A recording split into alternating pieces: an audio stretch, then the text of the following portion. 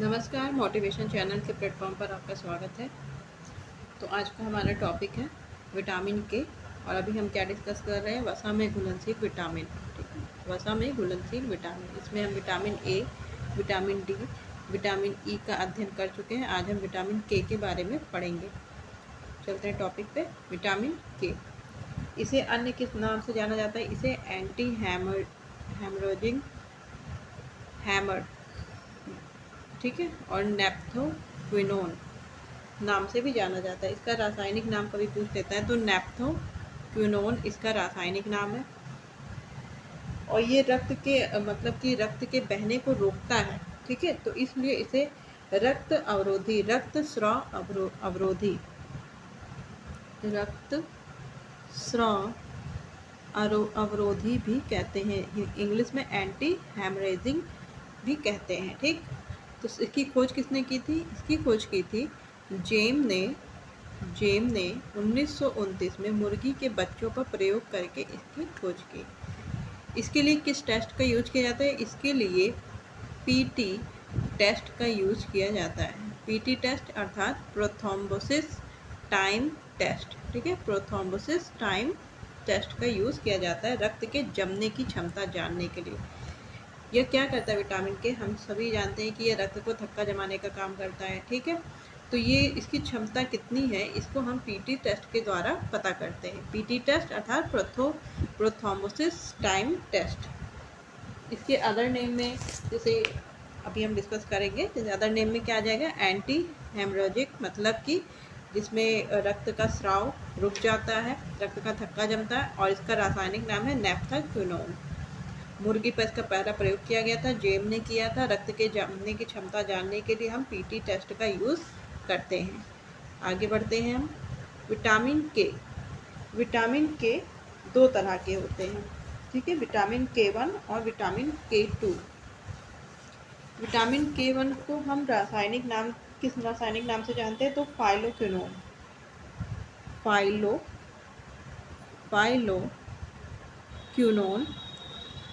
और vitamin K2 को फ्रैंक्विनोन कहते हैं। ठीक है, फ्रैंक्विनोन। क्विनोन शब्द से आप समझ जाने कि विटामिन के की बात हो रही है। अब इसमें दो टाइप्स होते हैं, vitamin K1 and K2। K1 को हम फाइलोक्विनोन और K2 को फ्रैंक्विनोन कहते हैं। विटामिन K1 किस में पाया जाता है? यह K1 जो है हरी पत्तेदार सब्जियों में पाया जाता है, हरी पत्तेदार सब्जियों में। इसे फाइलोक्विनोन भी कहते हैं। इसमें क्या होता है, मेनली आपको किससे मिल रहा है? यहाँ पे हम सोर्स की बात कर रहे हैं, स्रोत की बात कर रहे हैं। तो यह हरी पत्तेदार सब्जियों में K1 पाया जाता है। मटर की एक प्रजाति होती है जिसमें अल्फाल्फा, उसमें यह विटामिन ज़्यादा पाया जाता है। विटामिन K2 जिसे फ्रैंक्विनोन भी कहते हैं, यह सड़ी गली मछलियों से प्राप्त होता है। शरीर के जो जीवाणु होते हैं, बैक्टीरिया होते हैं, उनकी कृत्रिम संरचना से भी इसे उत्पन्न किया जाता है। इसलिए इसे सिंथेसिस विटामिन कहते हैं, क्योंकि हमारे शरीर में सिंथेसिस हो रहा है, संश्लेषित हो रहा है किसी अदर एलिमेंट के जरिए। जब कोई चीज़ बनती है तो उसे कहते हैं सिंथेसिस। ठीक, आगे बढ़ते हैं हम। इसकी क्या रासायनिक विशेषताएं हैं? इसकी जो गुण क्या है, हमें ये देखना है। यह पीले रंग का पदार्थ होता है। कितने पीले रंग का, ये सब पूछा नहीं जाता है, बस जनरल नॉलेज है। पीले रंग का होता है। ताप का प्रभाव इस पर नहीं पड़ता है। अम्ल और क्षार में नष्ट हो जाता है। अम्ल और क्षार का प्रभाव इस पर पड़ेगा। ठीक, सूर्य की रोशनी ऑक्सीकरण क्रियाओं से नष्ट हो जाता है। सूर्य की रोशनी में, और कॉमा लगा यहाँ पे, ऑक्सीकरण की क्रियाओं से यह नष्ट हो जाता है। और यह किस में घुलनशील है? वसा में घुलनशील है। इसलिए यह शरीर से मूत्र के द्वारा, यह पसीने के जरिए शरीर से बाहर नहीं जाएगा, यह वसा में स्टोर रहेगा। आगे बढ़ते हैं हम। इसके प्राप्ति के स्रोत, हरी पत्तेदार सब्जियां, हमने अभी डिस्कस किया। K1 मिलता है, अर्थात हरी पत्तेदार सब्जियां, अल्फाल्फा, मटर, यकृत, पालक, फूल गोभी, ये इसके बेस्ट सोर्स हैं। ब्लड को जमाने के लिए ये सबसे अच्छे सोर्स माने जाते हैं। निकृष्ट स्रोत, मतलब जिनकी उपलब्धता, जिनमें विटामिन के की उपलब्धता कम होती है, जैसे गाजर, मशरूम, गाय का दूध, कॉर्न आदि। इसका कार्य क्या है? इसका कार्य है, विटामिन के का कार्य है रक्त का थक्का जमाना। जैसे आपको चोट लग जाती है और आपके शरीर से खून बहने लगता है, अब वो खून का रुकना ज़रूरी है, ठीक है, नहीं तो शरीर में इंसान के खून की कमी हो जाएगी और उसकी मृत्यु हो जाएगी। इसीलिए रक्त का थक्का जमना ज़रूरी है, और रक्त का थक्का आपका विटामिन के की सहायता से ही बनता है। तो सबसे इम्पोर्टेंट कार्य इसका क्या है? रक्त का थक्का जमना। रक्त के थक्के बनने में प्रोथ्रोम्बिन का थ्रोम्बिन में बदलना आवश्यक है। अभी हमने पीछे पढ़ा था प्रोथ्रोम्बोसिस टेस्ट कराया जाता है। तो प्रोथ्रोम्बोसिस टेस्ट में क्या होता है? प्रोथ्रोम्बिन का हम प्रोथ्रोम्बिन में बदलना, प्रो हट जाएगा, थ्रोम्बिन हो जाएगा, ठीक है। तो प्रोथ्रोम्बिन का थ्रोम्बिन में बदलना आवश्यक होता है, तभी रक्त का थक्का जमेगा। जैसे इसे हम ऐसे समझ सकते हैं, जैसे आपकी प्लेटलेट होती है, आरबीसी, डब्ल्यूबीसी, प्लेटलेट। तो प्लेटलेट क्या करती है? ये भी क्या करती है? रोग निवारण, मतलब आपके अंदर रोग प्रतिरोधक क्षमता को बनाए रखती है। जैसे डेंगू की अगर समस्या हो जाती है तो उस व्यक्ति में किसकी कमी होती है? उस व्यक्ति में प्लेटलेट की कमी हो जाती है, ठीक है।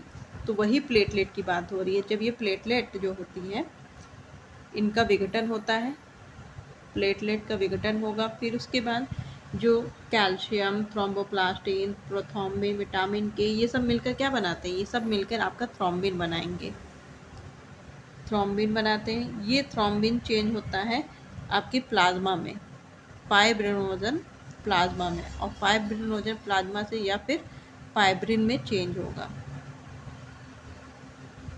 और फाइब्रिन क्या होता है? ये डब्ल्यूबीसी और आरबीसी के जाल में फंस जाते हैं, जिससे कि आपकी क्लॉटिंग हो जाती है, मतलब थक्का बन जाता है। ये एक पूरी प्रोसेस होती है। प्लेटलेट से आपके शरीर में थक्का बनना स्टार्ट होता है। प्लेटलेट के विघटन से फिर वह थ्रोम्बिन में कन्वर्ट होता है, थ्रोम्बिन से फिर वह प्लाज्मा में बनता है। प्लाज्मा जो होता है, फाइब्रिन नाम की एक प्रोटीन होती है, वह इसमें फंस जाती है आपके आरबीसी और डब्ल्यूबीसी से संक्रिया करके फंस जाती है, यानी कि एक जाल बना लेती है, जिससे आपका क्लॉटिंग होता है।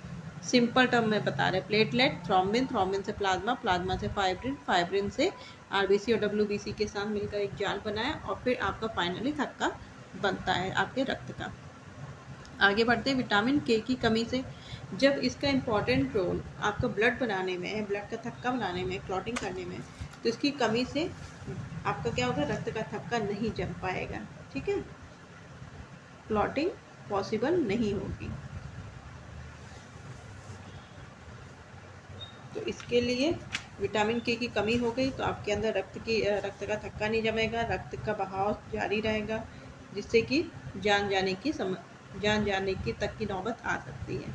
तो पहला है, रक्त में प्रोथ्रोम्बिन की मात्रा कम हो जाती है, क्योंकि प्रोथ्रोम्बिन का थ्रोम्बिन में बदलने से ही रक्त की थक्का बनने की प्रक्रिया होती है। तो प्रोथ्रोम्बिन की मात्रा कम हो जाती है। यकृत और आंत संबंधी रोग हो जाते हैं, यकृत और आंत संबंधी रोग हो जाते हैं। और जब यकृत और आंत में बीमारियां होने लगती हैं, क्योंकि इससे संबंधित रोग हो रहे हैं, तो फिर डायरिया की शिकायत हो जाएगी।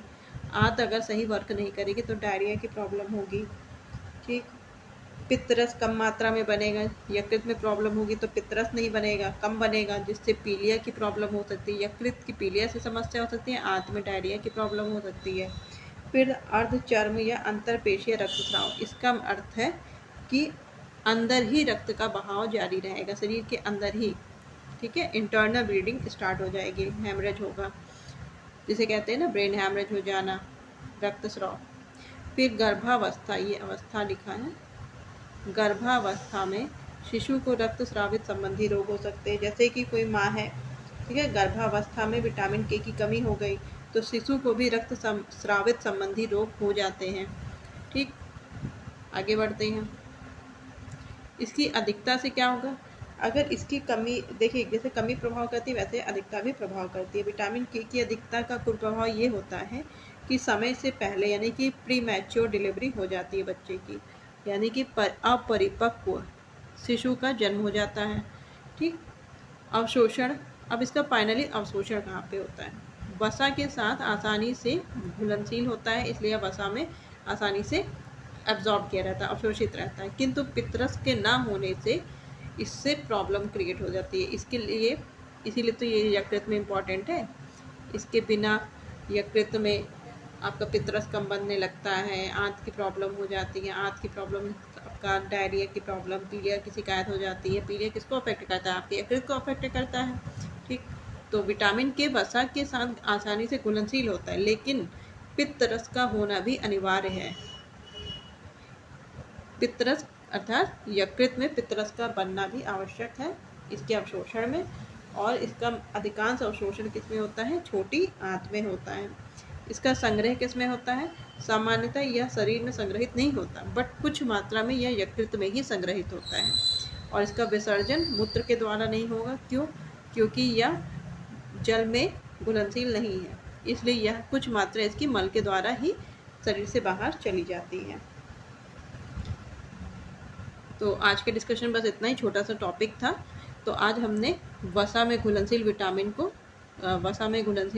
का जो टॉपिक था वो कंप्लीट कर लिया। विटामिन ए, डी, ई के चारों डिस्कस कर लिए। अब हम कल से डिस्कस करेंगे जल में घुलनशील विटामिन। तो पहला हमारा होगा विटामिन B1। तो मिलते हैं एक नेक्स्ट वीडियो में। Thanks for watching. नमस्कार।